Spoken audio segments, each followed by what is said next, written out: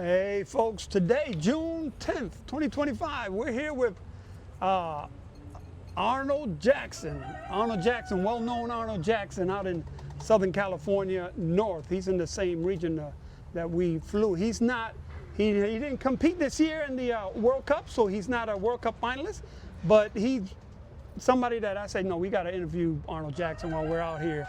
And Arnold Jackson, pleasure to meet you. And I met you before, but good to see you again. Tell us a little bit about Arnold Jackson now. You go way back, and well, how did you get started with the? I actually got started with homers. You started with homers at Yeah, first. Okay. my uncle had homers when I was a kid coming up, and he lived in Paris on a 20-acre plot, and I was 7 years old. And when I went to his house out there, he had chickens and birds of all kinds, everything. And he was feeding the birds and everything else. He says, "I'm going in the house, but I'm going to let these birds out. And, you know, if you want to watch them, you can. You can come on in the house, too." You thought he was talking about chickens or something? I didn't believe him. Period, you know. He said he's going to let the birds out, and he did. He let them out. They took off. He said, I'm going inside. I said, okay, I'm going to stay here because I want to see this. Yeah. You know. And I stayed. The birds took off and went out of sight. They were gone. Oh, those are homers. Okay, yeah. routing out there. They were gone. Yeah. Seemed like to me about an hour, but it probably was a lot less. And then they came back, and I was dumbfounded. I couldn't. Yeah. The way they came back, that's what gets us. I didn't believe it. Yeah. And that was my first introduction. Nice. To pigeons. Period. Nice. Right. And then so how from there, you know, you became, now 2015 you was 6th, you tied for 5th, and then they found by the hundredth of a point, you know, dropped you to 6th. I wouldn't really say dropped, you know, but yeah.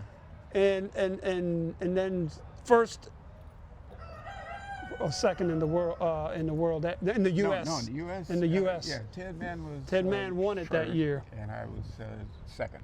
Nice. In the U.S. in this fly. Right. And so how did you get into the rollers? How did you convert from the homers to the? After I left my uncle's place out there in Paris, got back in and was going downtown Watts, actually. Yeah. Out in 3rd Street. And I saw the pet shop. I said, okay, well, I'm going to see if they have that kind of bird over there, and that's what I want to see, you know. And I went in, and they had a cage over with pigeons in it, and they were only 50 cents each. Now we're gonna give a little bit of age now. So what year was that? Oh, that was probably 1950. Man. 50s. Yeah. Okay. Wow. Okay. Right. Nice. And then so you was like 50 cents. I'm gonna, because 50 cents back then. I mean, it was. Oh, I had to borrow it. Yeah. I didn't have anything, you know. And then you saw those and kind of were they in the back or were they in the cage? Because in New York they have them in the back side. Just a bunch of, you know, separate cages. Yeah, no, this was right up front. So Small. You walked in the door. They were right there. Okay. And yeah, I bought the one. You found your way to 50 cents. I got 50 cents. And then I had a friend of mine. We wanted to go in this together. Yeah. So I got him to buy one too. Yeah. So here we are. We're starting out with our superstars. Yeah. You know, and from that point on, well, birds got lost because we let them out. They were gone. Didn't know how to handle it. Yeah. So you thought it was going to work like your uncle or whatever. Yeah, with the homers and stuff. Right, but I didn't have any more birds until probably junior high school. Okay. Yeah. I built a little cage in the backyard and went down and got a couple of rollers because we found out what they were. Yeah. And from that point on. That was it. So now, from that point on, so who would you give credit to for coming and building, now, you know, that you built your family from, you know? So, you know, is there somebody out there that you say, you know, this person way back then had some, I pulled some of that, I put this, created, because, you know, we know it's that Arnold Jackson family out there. But yeah, and before that, I couldn't have cages where I lived because we were in a project. So I teamed up with a kid down the street, and he had already had rollers too. So I just blended in with him up until time to go to the service, and then I had to get rid of all the birds. But when I got back, I was in a pet shop down in Long Beach called King's Pet Shop. And went in and I saw all of these rollers and everything in there. So I decided I was going to have rollers. Yeah, especially after I got out of service. And I bought a pair. Nice. And long story, but I built a family called Full House. Because one of the principal cock birds that I got out of there was banded 2233. You know, poker hand. Okay. And that was the start of any recognition, because everybody that got some of those birds enjoyed them. They loved them, you know. And I would have to say Frank Levin was one of the principal guys. Bob Scott. Back in the day, yeah. And there was other couple of guys, George Burks, in this area down here.